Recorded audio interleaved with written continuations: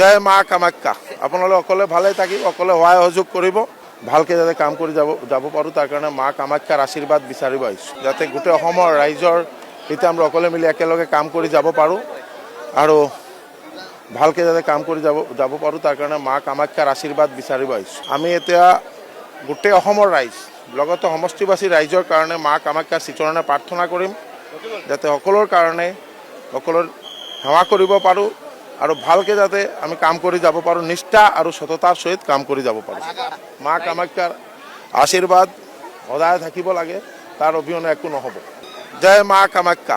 আপোনালোক অকলে ভালে থাকিব, অকলে সহায় সহযোগ কৰিব, নাই এইটো নহয়। আৰু ভাৰতবৰ্ষ এতিয়া এটা সমৃদ্ধশালী ৰাষ্ট্ৰ হ'বলৈ গৈ আছে।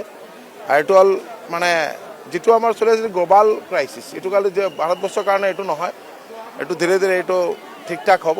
কিন্তু ভাৰতবৰ্ষৰ বৰ্তমান যিটো ব্যৱস্থা আমাৰ যশস্বী প্ৰধানমন্ত্ৰী নৰেন্দ্ৰ মোদীজীৰ নেতৃত্বত যেনেকুৱা ভাৰতবৰ্ষৰ সকলো ৰাজ্যত সকলো প্ৰান্তে খুব ভালকৈ কাম চলি আছে আৰু সকলো জাতি জনগোষ্ঠী সকলো ভাষা ভাষী প্ৰত্যেক ভাৰতীয়ৰ কাৰণে প্ৰধানমন্ত্ৰী নৰেন্দ্ৰ মোদীজীৰ নেতৃত্বত ভাল কাম চলি আছে।